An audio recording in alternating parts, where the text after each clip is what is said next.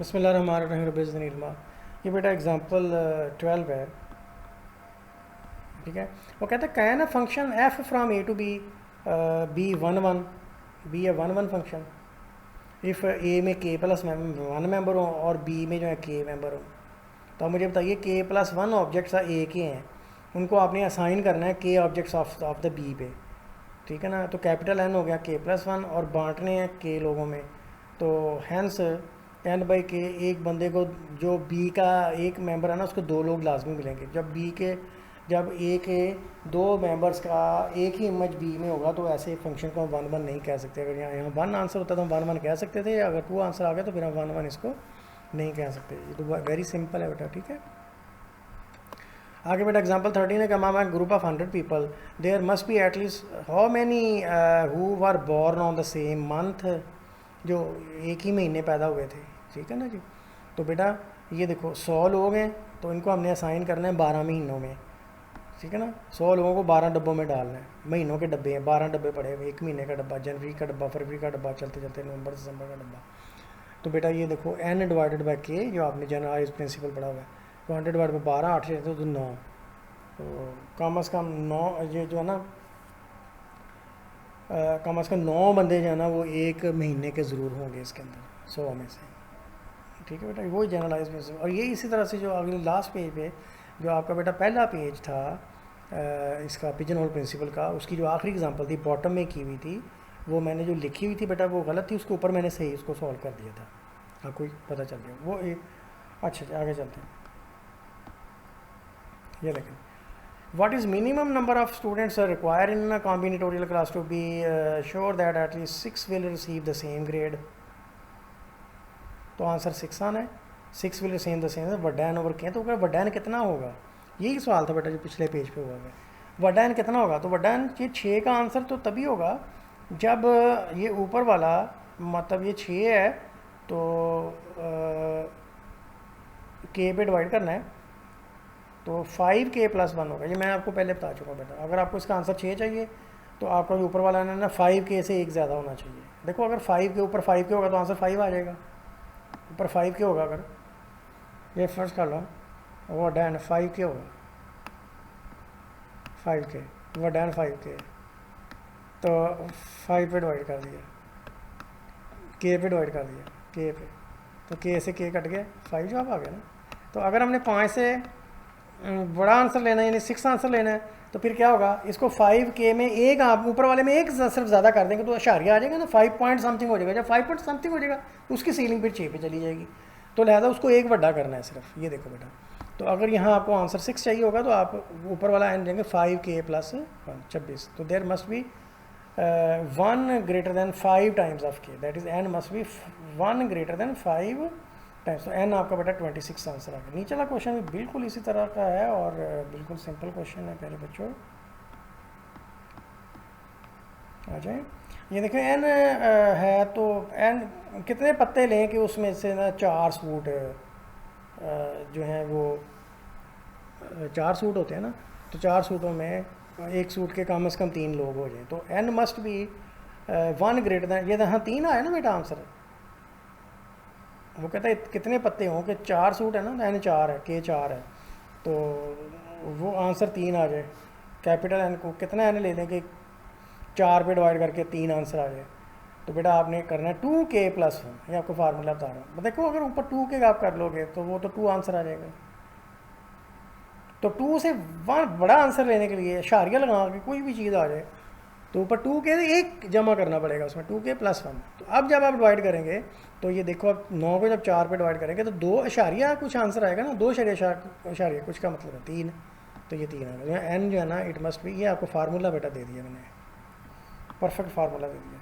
तो बाकी question number 5 जो था वो show that Ramsey number this less equal to this, या हम पहले कर चुके हैं, ये मैंने आपको वैसे ही बताया।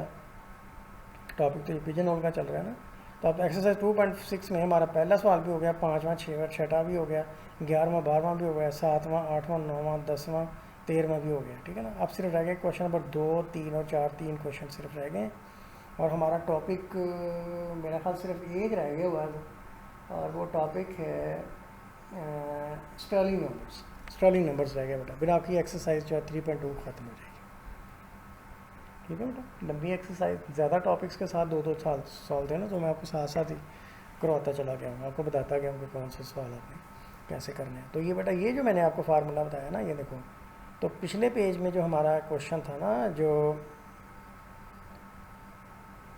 शायद ये था, ये वाला, तो वो कहता है at least one receive score from how many student must be in a class to guarantee that, यानी इसमें हमने कैपिटल एन बेटा फाइंड करना था, कैपिटल एन ज़्यादा स्कोर, ये 101 ग्रेड से, ठीक है।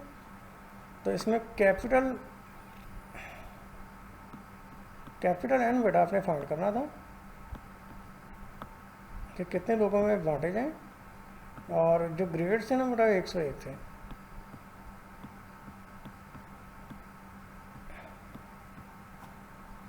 ठीक है, तो उसने कहा receive the guarantee that at least 2 students, बोलो एटलीस्ट 2 स्टूडेंट्स। तो इसका मतलब अब आपको n/k का आंसर 2 चाहिए था, आंसर 2 चाहिए आपको। तो कब 2 आएगा आंसर?